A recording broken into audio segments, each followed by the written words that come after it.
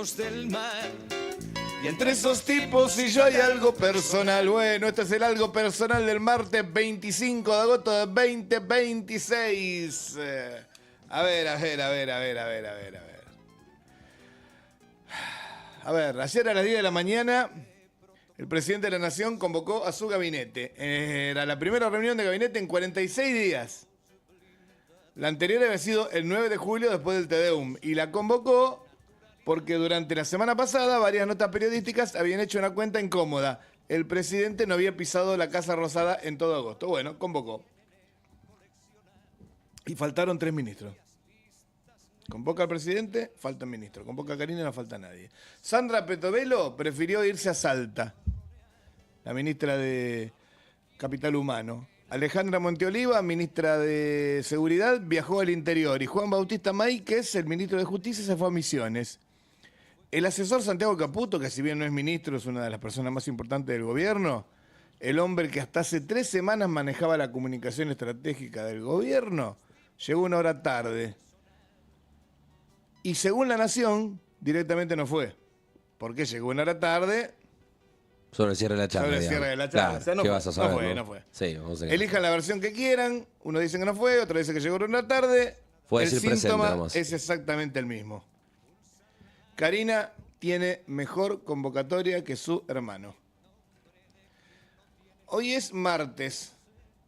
A la 1 del mediodía se reunió la mesa política que encabeza Karina Milei. A esa cuenta no faltó nadie.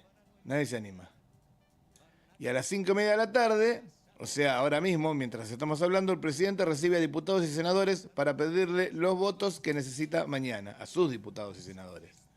O sea, el presidente tiene que llamar a sus diputados y senadores para pedirle los votos de lo que el gobierno mismo presentó. No está hablando con senadores aliados ni diputados aliados del PRO, de las provincias, no. De todo esto vamos a hablar hoy, no de agenda, sino de convocatoria. De quién manda, a quién le hacen caso y sobre todo, para quién este Estado funciona rápido, para quién funciona lento. Porque hay un Estado que tarda y hay otro que cuando quiere, vuela. Vamos.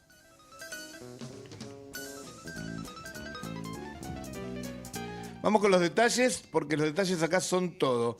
Petovelo no se fue a Salta a cualquier cosa, se fue a respaldar al gobernador Gustavo Sáenz en abierta contradicción con la estrategia de los hermanos Menem, que decidieron no cerrar nada con los aliados hasta el año que viene. Y no lo hizo con eufemismos. La frase que se le atribuye a Sandra Petovelo es esta: el que maltrate al gobernador se la va a tener que ver conmigo. Papá. Guapa. Traducción: una ministra del gobierno, una de las más importantes, una del riñón del presidente, le está haciendo campaña a un gobernador que el armador del presidente decidió congelar. Eso pasó ayer adentro del mismo gobierno.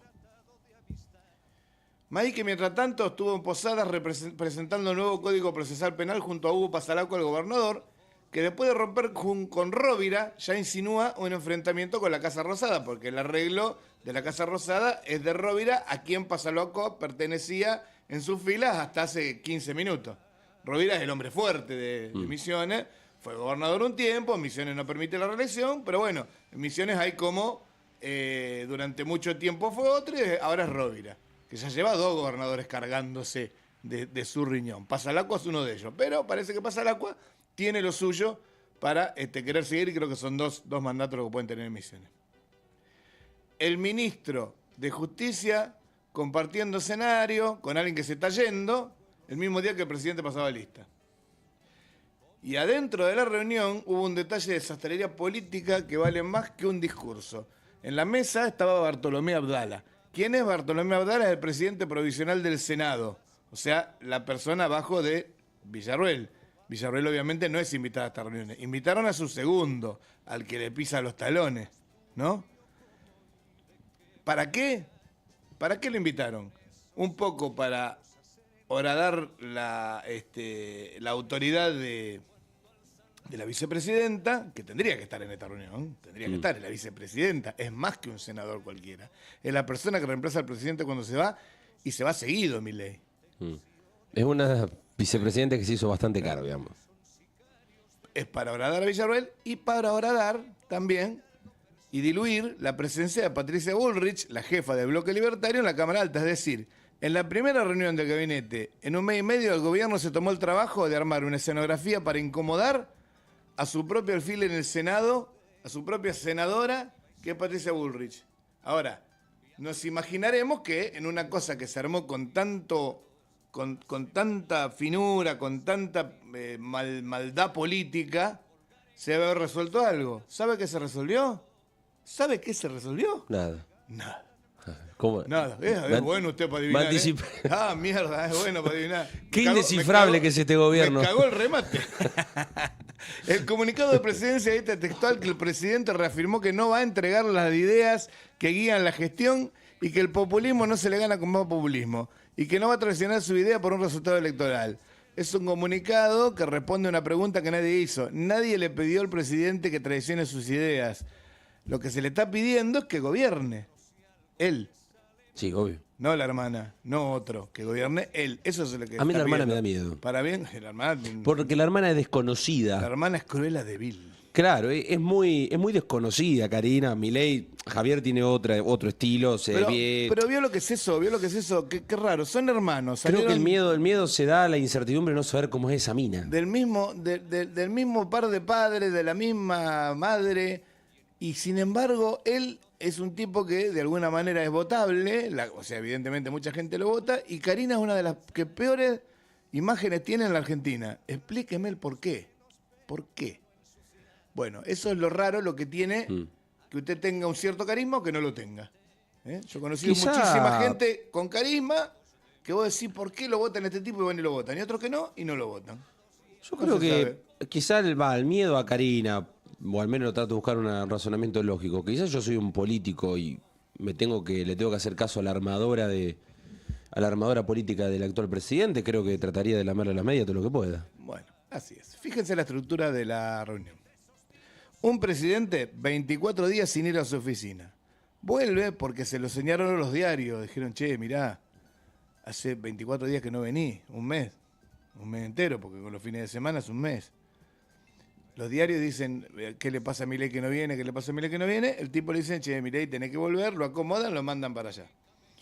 Convoca al presidente, era para hacer un regreso triunfal, como diciendo, no me pasaba nada, acá está todo, y le faltan 3 ministros de los más importantes, no cualquiera. Arma la mesa para incomodar a su propia aliada y sale a decir que no va a cambiar nada. La autoridad no se declara, se obedece. Y cuando hay que emitir un comunicado explicando que no vas a traicionar tus ideas, es porque el problema ya no son tus ideas. Porque nadie tiene que aclarar esas cosas. Y ahora al otro lado, porque hay otro lado. Es cierto que un presidente no gobierna con reuniones de gabinete y Milei nunca ocultó su desprecio por la liturgia. Es más, Cristina no hacía reuniones de gabinete, nunca. Kirchner no hacía reuniones de gabinete, nunca. O sea, no es necesario hacer una reunión de gabinete porque para eso está el jefe de gabinete. Usted se reúne con el jefe de gabinete, le imparte las instrucciones y el jefe de gabinete se reúne con cada ministro y le da las órdenes.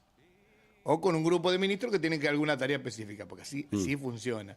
Una reunión de gabinete es más para la foto, para ver cómo andan todo, para vernos la cara todo. Pero no hace falta en el sistema que tenemos nosotros. Algunos presidentes lo usan porque les sirve, porque les gusta controlar ellos, y otros utilizan la figura del jefe de gabinete que para eso está. Bien, hasta ahí estamos. Siempre dijo Milei que las decisiones se toman en un grupo chico y que el resto es escenografía. Más a mi favor de que no es gente de reunión de gabinete.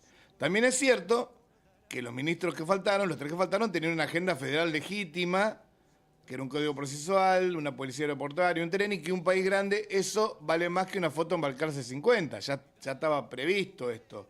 O sea, Milei convoca la reunión de gabinete cuando todas estas reuniones estaban armadas. La visita de un ministro a una provincia se arma con mucha anterioridad, se lo recibe, uno le entrega pastelito, el otro le entrega la llave de la ciudad, el otro qué sé yo. O sea, está todo armado ahí, todo un armado que es muy difícil de romper. Podría haber visto Milei también a través de su jefa, de su chief of staff, que es su hermana, sí, su jefa, a ver qué día estaban todos los ministros. Porque hoy están. ¿Por qué no le hizo hoy la reunión de gabinete? La tuvo que hacer el lunes. Si ya se anunciaba que el martes iba a reunión de gabinete, el efecto era lo mismo para decir Milei volvió, que vuelva el lunes. El lunes podía estar trabajando en su despacho, que le saquen fotos, y el martes reunión de gabinete.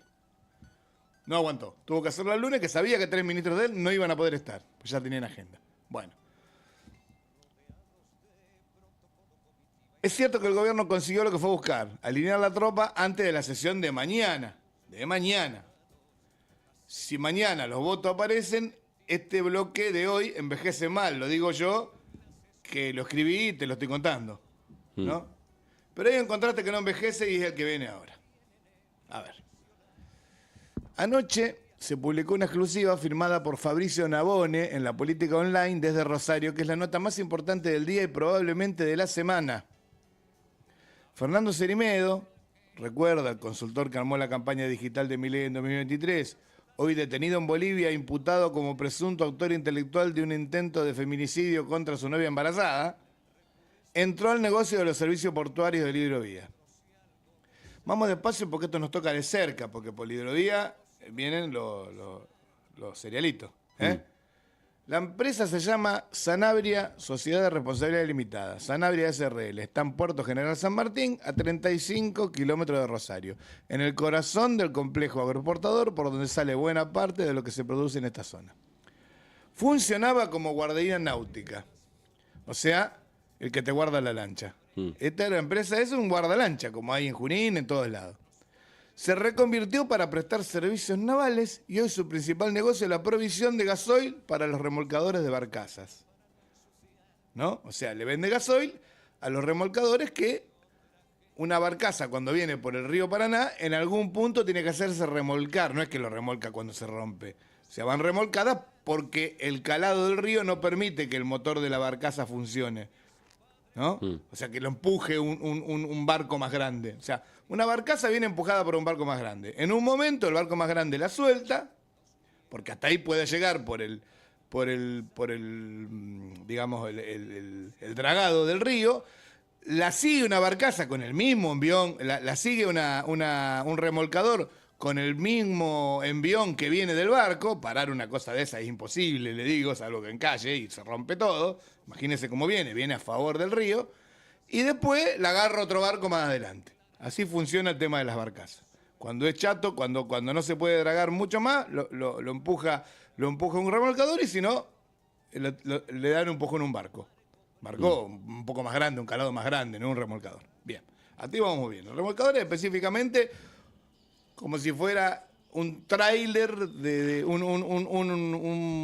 camión, la parte de adelante del camión. ¿Usted vio una parte de adelante del camión sin acoplado? Bueno, es un remolcador, un motorcito, es un puro motor arriba del río. Sirve para remolcarnos, no sirve para otra cosa. Vamos, es una grúa. Claro, perfecto. Esto es algo estratégico, se cobran dólares, está concentrado en un puñado de operadores nomás, no hay muchos, porque ¿quién se va a comprar un remolcador si no tiene una empresa de remolcadores? Según el Boletín Oficial de Santa Fe, el 31 de julio de 2024, una financiera llamada Sur Libre Inversiones, vinculada a Cerimedo, se quedó con el 30% de la sociedad. ¿Y qué pasó después? Adivine. Sanabria SRL consiguió las autorizaciones nacionales en tiempo récord. El expediente para operar en el río pasa por la Agencia de Puertos y Vías Navegables. La conduce Iñaki Arreza-Igor, un exfuncionario macrista que llegó al cargo en mayo de 2024. 2 meses antes de este movimiento societario, en el sector saben que esto lo dice, que cualquier decisión de esa dependencia necesita el aval de Luis Toto Caputo, que la maneja directamente. Y esta autorización salió, o sea, 2 meses, me expresé mal, se hizo el movimiento societario y a los 2 meses consiguieron las autorizaciones que hace años que estamos esperando Sanabria SRL. Después de que Sur Libre Inversiones, la de Cerimedo, comprara el 30%. Mire qué suerte tuvieron.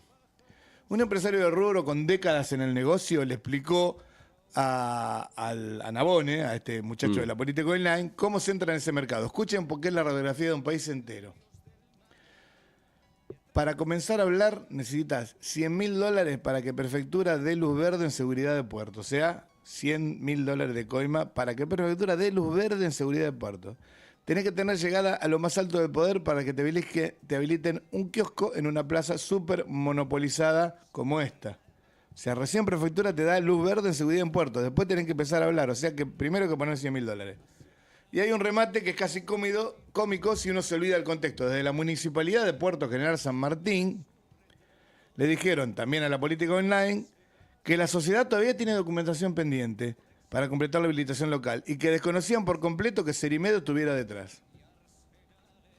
O sea, los permisos nacionales en 2 meses. La habilitación de municipio, la que se tramita a 200 metros de la sede de la empresa, que es una oficina, todavía falta papel. Un papelito amarillo, un papelito naranja. Quiero ser preciso con lo que estoy diciendo y con lo que no. No estoy diciendo que la habilitación sea ilegal, no hay ninguna causa abierta por eso. No estoy diciendo que Toto Caputo firmó nada, y repito, porque corresponde, Cerimedo está imputado, no condenado.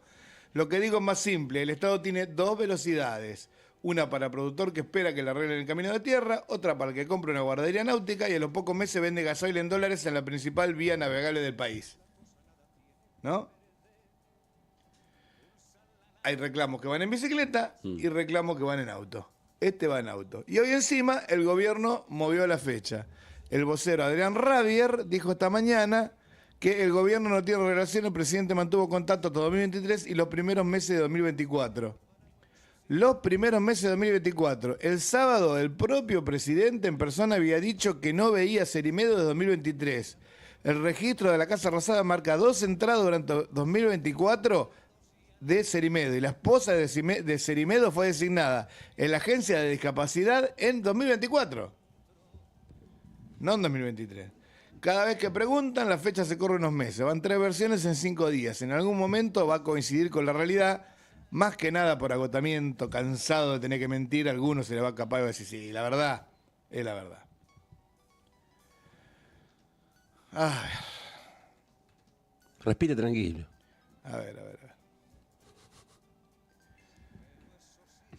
Los que no tienen convocatoria. Bloque 3. Ahora hablamos de los que convocan y no los escucha nadie. Oficiales de las Fuerzas Armadas en actividad están evaluando sumarse a una protesta salarial junto a Prefectura y Gendarmería. Que quede claro porque es noticia. De estas marchas participan los retirados con sus familias. Los militares en actividad no van. No es costumbre y no es cómodo que se estén juntando grupos de oficiales intermedios, todavía armados, mayores, tenientes coroneles y equivalentes, para armar algo en conjunto. Es en palabras de la fuente militar que hablan con el medio inédito. ¿Sabe cuál es el número que discuten de aumento? 100.000 pesos en 3 cuotas. Estos son los que defienden la frontera de nuestro país.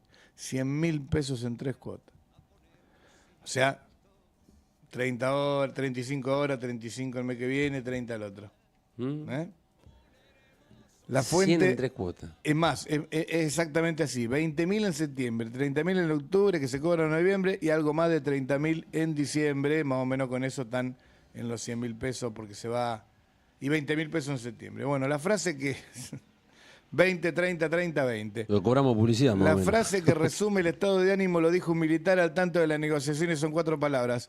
Tenemos gente de la fuerza manejando Uber. O sea, usted se sube un Uber y lo conduce un capitán del ejército. Entonces se sube un Uber,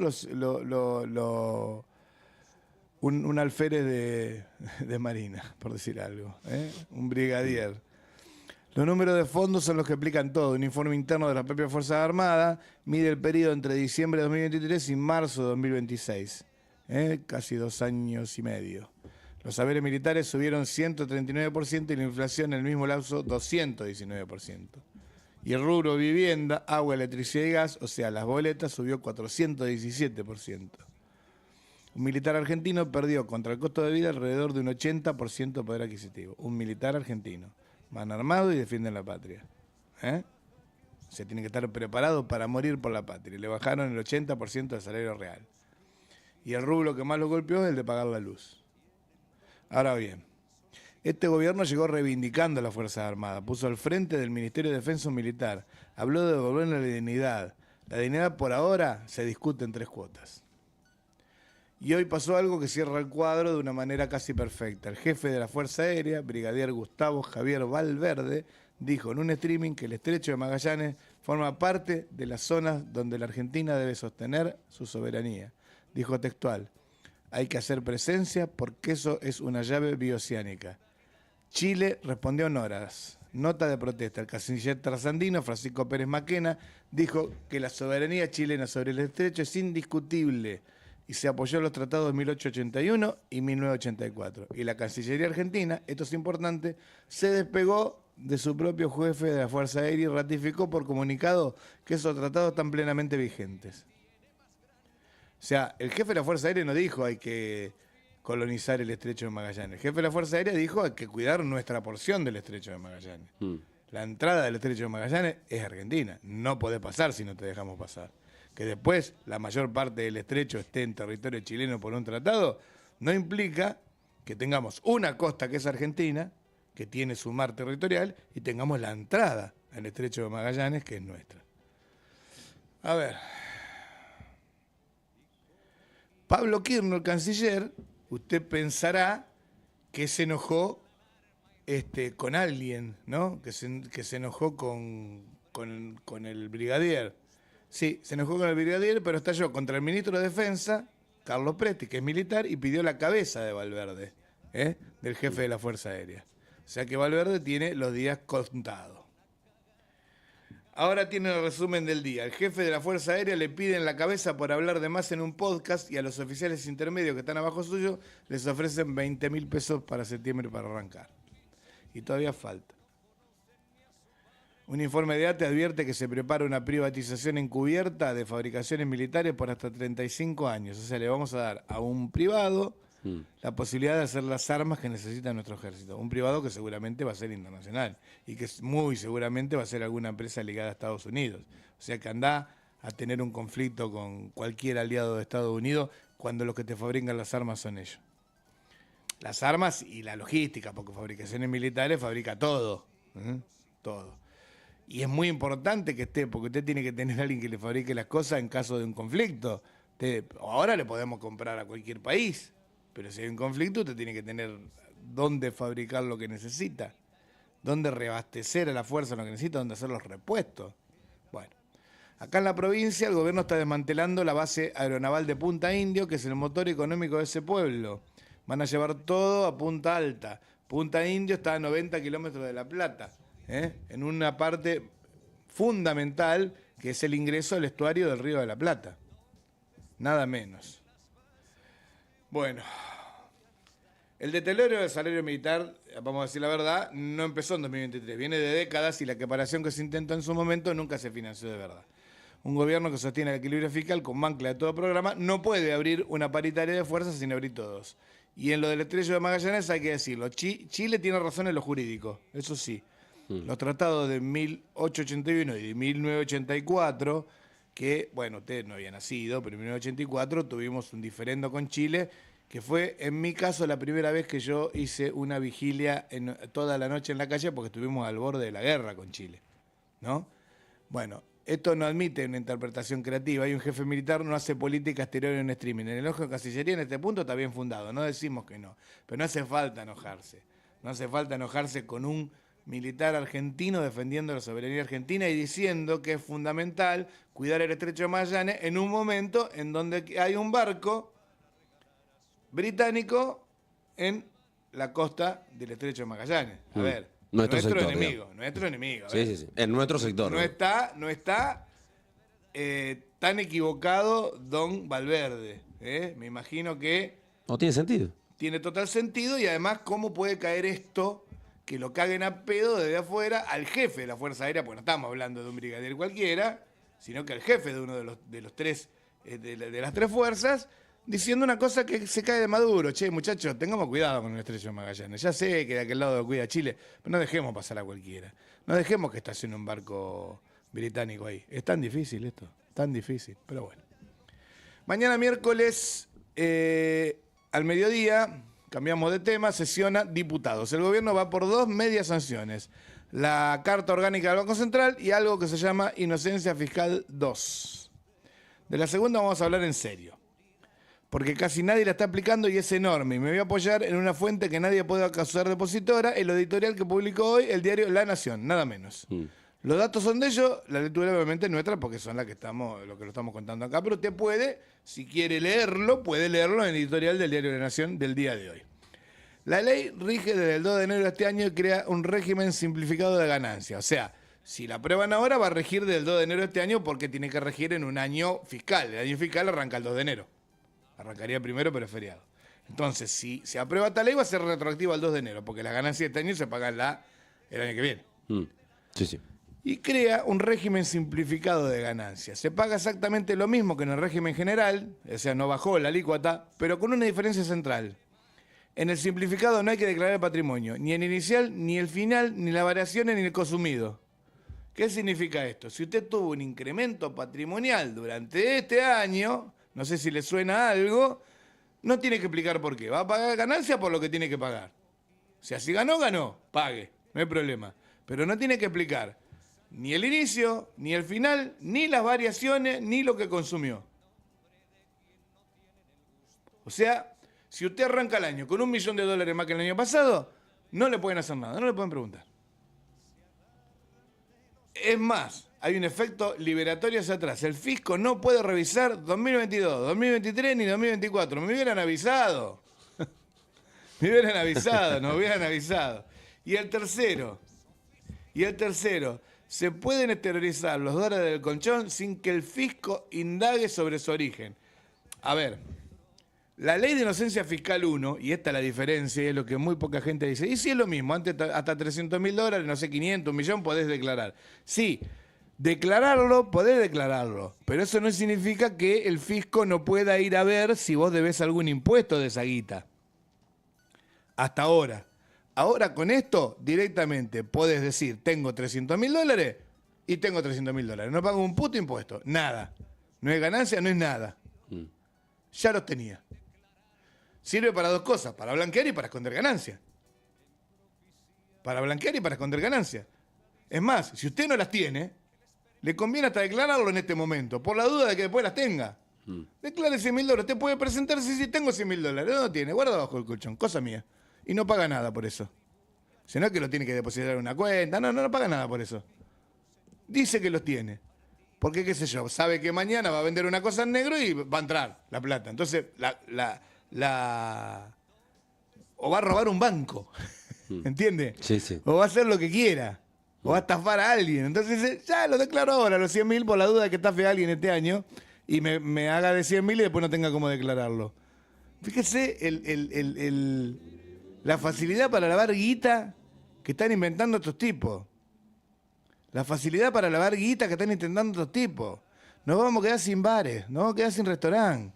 Típico negocio de lavado de dinero, ¿no? Nos vamos a quedar sin eso. ¿Para qué lo van a querer si el mismo Estado te deja? Bueno, eso es una broma, obviamente. No estoy dando ningún consejo, pues pero... no, van a pensar que... Ahora, la reforma de mañana. Se eliminan los topes de ingreso y patrimonio que limitaban el acceso, con lo cual el universo se agranda mucho. Se reducen un 25% las multas para personas humanas y pymes. Y esto es textual del editorial. Frente a la incertidumbre sobre la ley de prevención de lavado, se introducen modificaciones que determinarán un monitoreo de baja intensidad. Monitoreo de baja intensidad. Pero qué presión hermosa. Qué presión hermosa. Significa mirar para otro lado, pero con método. Miro para otro lado porque me dice acá la ley que tengo que hacer un monitoreo de baja intensidad. Vamos a mirar para allá. Ahí está. Y ahora 2 detalles que hay que subrayar. 1.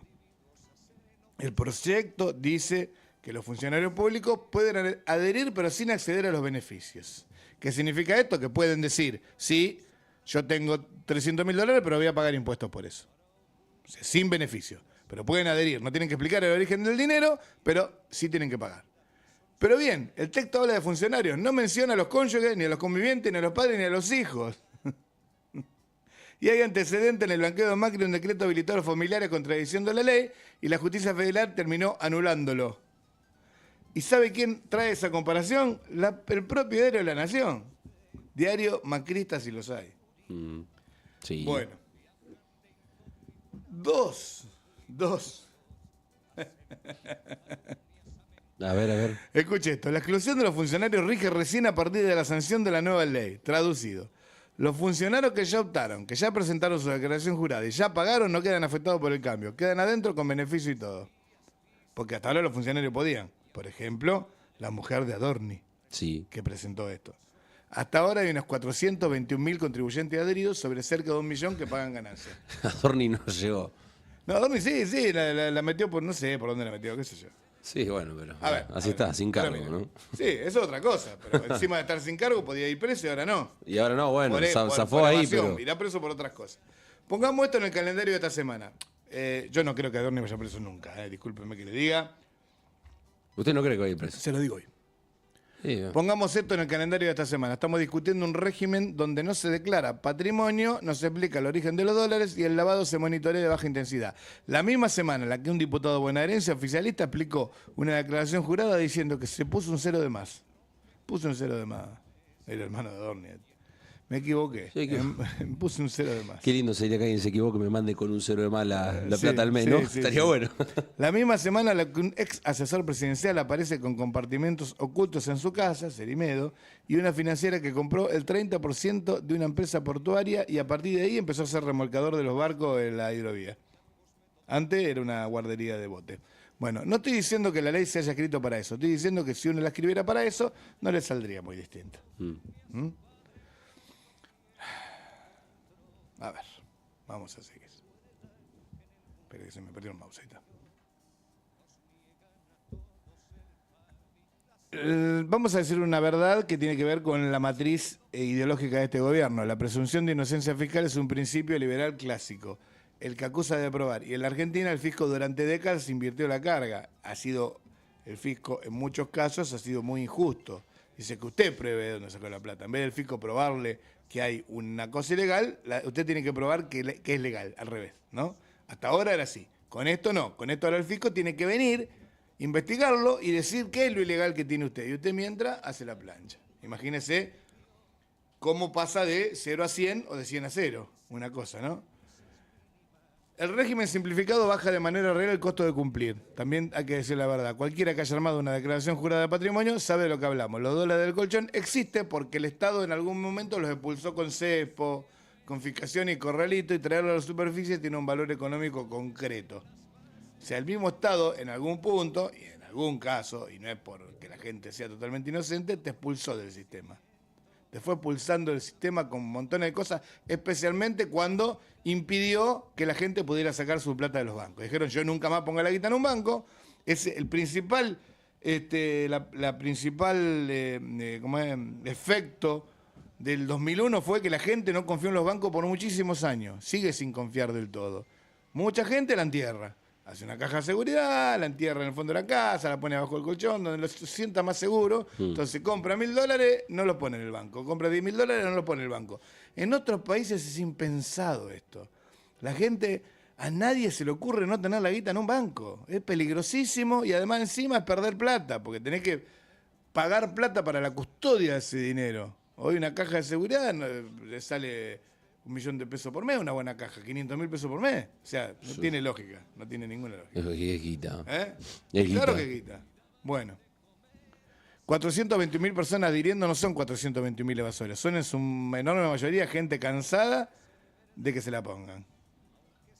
Habrá 100.000 evasores ahí, bien. 421.000 no son todos evasores. Gente cansada que se la ponga que dijo, bueno, este es el momento de poder declarar la mía. Pero bueno, o sea, todas estas cosas tienen sus cosas a favor. Lo que pasa es que echa la ley, echa la trampa, mucho tramposo se cuela por el lugar. Volvamos un segundo a la reunión de gabinete de ayer porque adentro pasó algo muy importante. Muy importante no solo para la gente, negativamente para la gente, sino en lo discursivo. El presidente confirmó ayer en la reunión de gabinete, adelante de todos sus ministros, que no va a haber ninguna ayuda para los endeudados. Impuso su visión, cerró el tema y se fue enojado porque la gente no le reconoce sus éxitos económicos. En ese lugar estamos. Milei cree que la gente no le reconoce sus éxitos económicos. Por el kirchnerismo, por los cuca, por los ensobrados, por los periodistas, por el Twitter, por lo que sea, generan que la gente no se dé cuenta de los grandes logros económicos que está teniendo. Eso piensa él. Puede pensar lo que quiera. Gran problema del presidente, pero bueno. Retengan esto, no hay plata para los endeudados. Ahora, escuchen esto que publicó anoche Luciana Gleiser también en La Nación. El Fondo de Garantía de Sustentabilidad del ANSES que es la plata de los jubilados, esa guita que no se debería tocar, quedó atrapada en la quiebra del grupo energético Albanesi, que era uno de los principales acreedores. De ANSES era acreedor del grupo energético Albanesi. Es un grupo energético que quebró y que ANSES había comprado acciones de este grupo. Los datos: Generación Mediterránea, la empresa del grupo, cerró 2025 con 1.510 millones de dólares de deuda financiera y 20 millones entre caja de inversiones corrientes. El 93% de esa deuda eran obligaciones negociables. Los problemas de pago empezaron en abril de 2025. El 31 de julio de ese año la calificadora Fitch lo bajó directamente a categoría de default. Sin embargo, el acta 277 del Comité Ejecutivo de ese fondo, es medio complicado esto, ¿no? Pero bueno, del Fondo de Garantía, fechada el 26 de febrero de 2026, 10 meses después del primer incumplimiento, 7 meses después de que la empresa estuviera en default, o sea, 2025, 26 abril 2025, empiezan los problemas de pago. 31 de julio, lo pone a default. 26 de febrero de 2026, la ANSES todavía tenía 4 clases de esas obligaciones negociables de Albanesi. No se había desprendido de esas acciones. Y aceptó modificar sus condiciones para facilitar la reestructuración del grupo. Cosa que un fondo de sustentabilidad no puede hacer. Apenas ve la primera pérdida, tiene que desprenderse. Porque está con la plata del jubilado. Entre las cláusulas que se modificaron estaban justamente las que regulaban los eventos de incumplimiento. Es decir, la protección que tiene el acreedor, que es el Estado. La empresa ofreció 60 millones de pesos por cada consentimiento, hasta 240 millones por las 4 clases. ¿Cuánto perdió el fondo de jubilado? No se sabe, pero se estima que es la mitad de la guita que tenía puesta dentro de ese grupo. Hay meses de atraso en la presentación de los estados contables del Fondo de Garantía de Sustentabilidad. Entonces, volvamos al otro, que se dijo no hay plata para ayudar a los endeudados. No digo regalársela, No digo regalársela. Crear, por ejemplo, crédito del Banco Nación o del Banco Hipotecario y de algún banco con ayuda estatal que te dé un crédito lógico que tenga que ver con la inflación, un poco más arriba de la inflación, para que vos puedas reemplazar tu crédito caído con Mercado Pago, con las billeteras virtuales, con una mutual, con una fintech, con lo que sea, y reemplazarlo por un crédito que tenga más que ver con la economía argentina. Si dicen que hay un 20% de inflación, que el crédito sea al 30%, no al 700%. Claro. Para que la gente pueda recomponerse. No estamos hablando de regalarle plata a la gente, como esto, que es una estafa. Como esto que es una estafa. La aritmética queda así. Para el laburante que no puede pagar la tarjeta no hay ayuda. Es una decisión personal, arréglese. Para una empresa que dejó de pagar 1.500 millones de dólares, el fondo de los jubilados le firma los papeles para que pueda patear la década la deuda a la década que viene. Discúlpeme que por ahí me trago las palabras, pero esto es indignante. Bueno. La deuda impagable. Bueno, el índice de confianza de Ditela, esto es una buena para el gobierno, lo festejaron mucho, subió 6,4% contra julio. O sea, llegó al 2. Es un índice que da 5, estaba en 1,8 y subió a 2,01. Póngale que es el 6,4% en relación a cómo venía. Lo levantaron todo, lo que casi nadie levantó desde el gobierno, ¿no? Estaban todos contentísimos. Fue la aclaración de la propia Universidad de Ditela, que dice que la mejora está apalancada por un salto en el segmento de los jóvenes y la Ditela advirtió que es probable que parte de ese cambio abrupto provenga de un error muestral porque es el segmento con menos casos y menor precisión estadística. O sea, de 16, 18, 18, 20, de 20 a 24, de 24, de las edades, ¿no? Bueno. En el mismo informe el índice cae 2,8 interanual, o sea que está 2,8 abajo respecto al mismo índice del año pasado. Y 16,5% desde el fin del año pasado.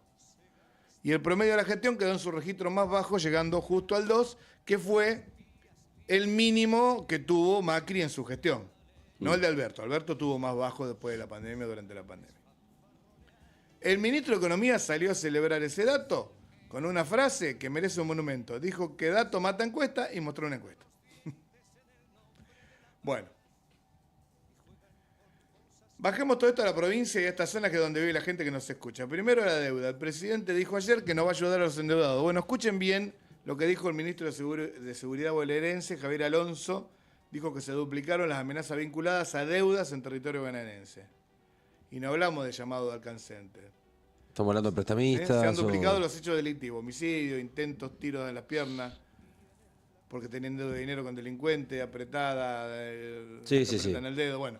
Y esta es otra... No estamos hablando del tema de tomar deuda o un crédito con banco. Estamos hablando ya de algo personal con otras personas que te hacen un movimiento por atrás. Exacto. Y esta es otra que me quedó dando vuelta el otro día.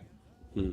Hay delincuentes vinculados al narcomenudeo, o sea que venden droga al por menor, que están prestando plata, con la guita que sacan de las deudas, prestan plata y buscan sacarle las casas a familias que pidieron $1 millón. Estamos hablando de gente de clase muy baja, ¿no? Porque tiene su ranchito y todo, y si me debe un palo, andate. Chao. No me lo puedes pagar, andate. $1 millón, una casa.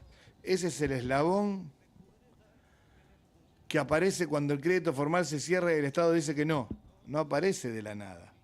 Aparece otro prestamista. Y ese otro prestamista no manda una carta de documento. Ni lo pone en el verano ni nada. Lo hace propio. Es como las apuestas ilegales, Willy. A vos no te va al casino a decir, che, loco, estás debiendo plata en el casino, original, legal.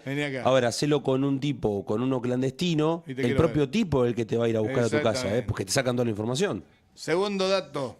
Según el Instituto Argentina Grande, durante esta gestión más de 350.000 personas pasaron a trabajos precarios y el 45% de los ocupados no tiene ninguna protección laboral. 45% de los ocupados no tienen ninguna protección laboral. O sea, no tienen RT, no tienen obra social, están en negro, ¿no? Casi la mitad de los que trabajan sin red. Y el dato que más me impresionó de la semana, se derrumbaron las ventas de productos de limpieza. Se reciben higiene para comprar comida. Cuando usted siente mucho olor a lavandina en un barrio, porque es lo único que pueden comprar para limpiar. Con cloro directamente, que es más barato. Tercero, los caminos. El Instituto de Tecnología de la Universidad Argentina de la Empresa, la UADE, fíjese lo que le estoy nombrando, DITE, la UADE, no le estoy nombrando la Universidad de La Matanza, no por menospreciar, pero no le estoy nombrando universidades peronistas. La UADE hizo un relevamiento sobre caminos rurales bonaerenses. Aclaro de entrada, porque corresponde. El trabajo se centró en el sudeste de la provincia y de la cuenca del Salado, no en nuestra zona. Son 53 respuestas de más de 15 municipios. Una muestra chica, pero los números duelen igual. El 79% califica a los caminos de su zona como malos o muy malos. El 75% dice que no se puede transitar todo el año. El 91% tuvo que reprogramar despachos. Y hay un dato técnico que explica el resto. El 94% de los caminos relevados está al mismo nivel o por debajo de los campos. Funcionan como canales de desagüe, no son caminos, son zanjas anchas. Estamos hablando de caminos rurales. Caminos que, si son rurales y de tierra, son de la provincia de Buenos Aires. No estamos hablando acá, el error es de todo el Estado. El nacional y el provincial. En la Argentina hay de más de 500.000 kilómetros de caminos rurales, 260.000 en la Pampa Húmeda, son el 82% de la red vial del país. Y dependen casi todos de los municipios, de los presupuestos más chicos y de toda la cadena. Ahora, júntenlo todo, que es lo que quería que hiciéramos hoy. El grano de esa zona sale de un campo por un camino de tierra que después de una lluvia queda 3 días inhabilitado. De esta zona. Sube un camión que paga peaje y combustible. Llega a un puerto de Gran Rosario, ahí lo cargan en una barcaza que empuja un remolcador. Ese remolcador anda a gasoil. Y ese gasoil, en algunos casos, se lo vende una empresa que hasta hace 2 años guardaba lancha y que consiguió su permiso nacional en tiempo récord después de que una financiera vinculada a un consultor de la Casa Rosada, Cerimedo, nada menos, se quedara con el 30% del paquete. En un extremo de la cadena, un productor esperando que se seque el camino. En el otro, un trámite express. ¿Y sabe qué? Es el mismo Estado. Vuelvo a la frase del principio que la dijo un libertario, no un opositor. Karina tiene mejor convocatoria que el hermano. Suena chisme de pasillo, no lo es. Es la descripción más exacta que se escribió esta semana sobre cómo funciona el poder hoy en la Argentina. Porque convocatoria no es cuánta gente te atiende el teléfono, es a quién le hacen caso. Y lo que quedó a la vista ayer es que hay una mesa a la que nadie falta y hay otra, la formal, la constitucional, la del presidente con su ministro, a la que se falta sin costo. Cuando la autoridad formal y la autoridad real dejan de coincidir, no pasa nada espectacular. No hay crisis, no hay renuncia, no hay ruido. Pasa esto, que el Estado empieza a tener 2 velocidades. Lenta para los que cumplen y esperan. Rápida para los que tienen el teléfono de la persona indicada. Un militar que pierde el 80% de su sueldo espera 100.000 pesos en 3 cuotas. Una familia que pidió 1 millón espera que no le golpeen la puerta para sacarlos a la calle. Un productor espera que se seque el camino. Un jubilado espera que alguien le diga cuánto perdió su fondo. Y una guardería náutica se convierte en proveedora de gasoil de la hidrovía en tiempo récord. Ahora mismo, mientras terminamos, el presidente está reuniendo a sus legisladores en la Casa Rosada. Mañana les va a pedir que voten una ley donde no hay que declarar el patrimonio y donde el lavado de dinero se monitorea de baja intensidad. La pregunta no es si va a conseguir el quórum, probablemente lo consiga. La pregunta es a quién le está pidiendo permiso.